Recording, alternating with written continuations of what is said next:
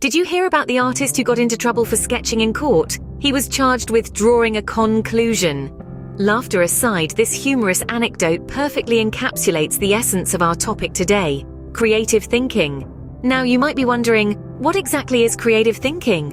Well, in the simplest terms, it's the ability to look at things differently, to see beyond the obvious, to connect the seemingly unconnectable, and to come up with new, innovative ideas. Creative thinking often leads to unexpected outcomes, just like our artist friend at the beginning. While he might have landed in a spot of trouble, he certainly made a lasting impression, didn't he? That's the power of creative thinking. It's not just about creating art or writing novels, it's about bringing a unique perspective to everything you do. Why is creative thinking so important, you ask? Well, in an increasingly complex world, it's the creative thinkers who are able to navigate through the chaos, to find solutions to problems that others can't see, to invent, innovate, and inspire. They are the ones who make the world a more interesting and vibrant place to live. Think about it. Where would we be without the creative thinkers of the past? Without the Wright brothers, we might still be traveling by horse and cart. Without Steve Jobs, we might still be using flip phones. Without J.K. Rowling, we wouldn't have the magical world of Harry Potter to escape to. Creative thinking can be applied to all areas of life, not just the arts. In business, creative thinking can lead to innovative products and services. In science, it can lead to groundbreaking discoveries. In education, it can lead to engaging and effective teaching methods. Even in our personal lives, creative thinking can help us to overcome challenges and make the most of opportunities. So next time you're in court, try painting a picture instead. Just kidding. But in all seriousness, embrace your inner creative thinker, and who knows where it might lead you. Why did the tomato turn red? Because it saw the salad dressing. Now, isn't that a cheeky little culinary quip to get us started? It's all about creativity in the kitchen today, folks. You see, the kitchen is not just a place to follow recipes and cook meals. It's a playground for your imagination, a stage for your culinary artistry, and a laboratory for your gastronomic experiments. Have you ever thought of combining chocolate with bacon? It may sound odd, but the sweet and salty fusion is a decadent delight for the adventurous palate. Or how about using a blowtorch to caramelize the sugar atop a crème brûlée? It's not just a cooking technique, it's a performance, a spectacle, a grand finale to a sumptuous meal. And it's not just about the food itself, but how it's presented. Have you seen the way a sushi chef meticulously arranges each piece of sushi on a plate, like a painter carefully placing each brushstroke on a canvas? And let's not forget about molecular gastronomy, where chefs use scientific methods to create innovative dishes. Liquid nitrogen to make ice cream? Check.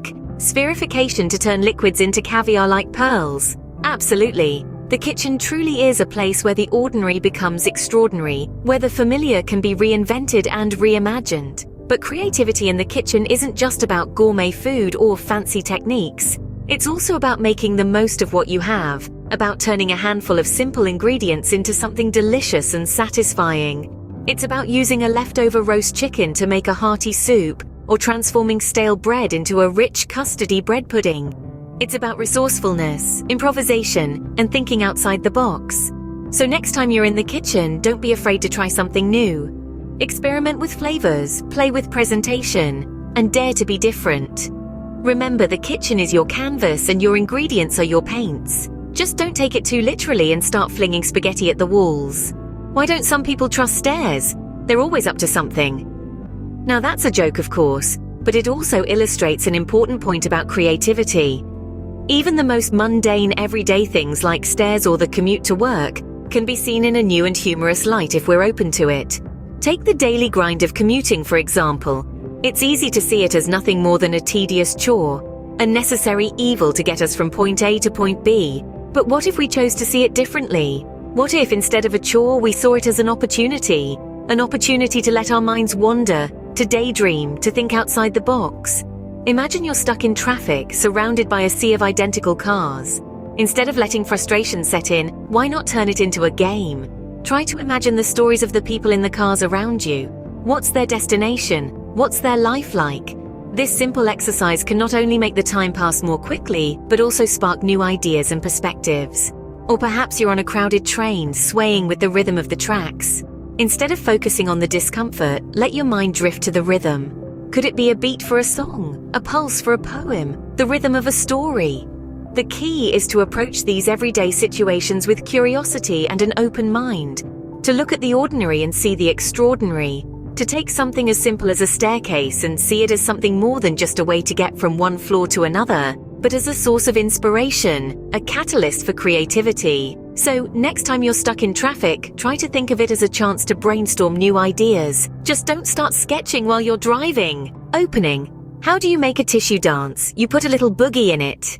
Now you might be wondering, what on earth does a grooving tissue have to do with problem solving?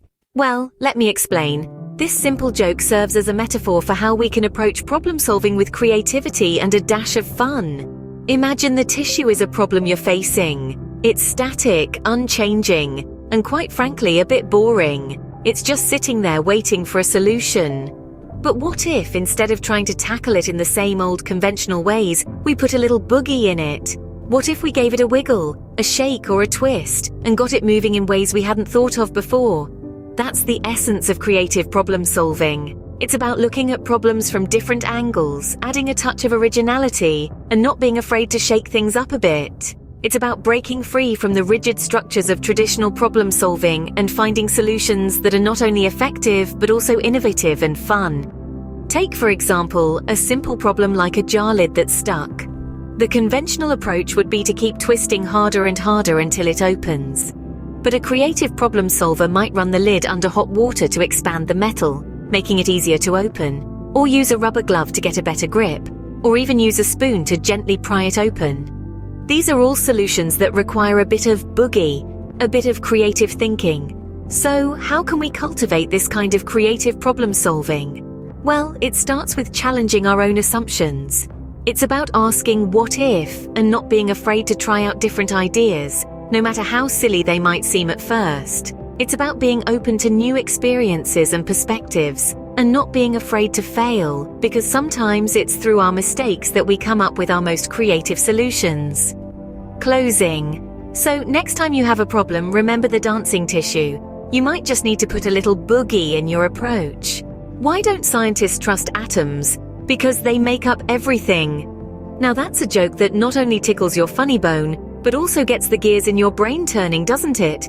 It's a prime example of how humor can be a form of creative thinking. Humor, much like creativity, is all about making unexpected connections.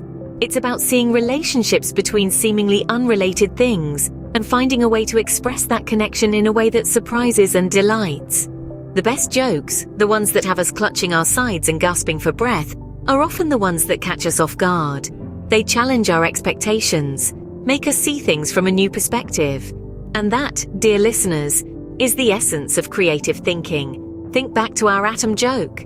It's a simple play on words, yes, but it also paints a vivid picture. We can almost see these tiny particles, these building blocks of the universe, as mischievous little entities weaving tales and spinning lies. It's a funny idea, but it's also a creative one. It takes the mundane, atoms of all things, and gives them a character, a story. It's a small twist on reality, a tiny act of creation, and that's what creativity is all about. Humor, then, is not just a source of laughter, but a wellspring of innovation. It's a sandbox for the mind, a place where we can play with ideas and experiment with possibilities. It's a tool we can use to explore the world around us, to question, to challenge, to innovate. So don't be afraid to crack a joke or two. You might just stumble upon your next big idea. And so we circle back to our theme, the myriad forms of creative thinking. As we've seen, creative thinking can be found in jokes, cooking, commuting, problem solving, and more. So keep your mind open, your pencils sharp, and your jokes even sharper. And remember, creativity is no laughing matter, unless you want it to be.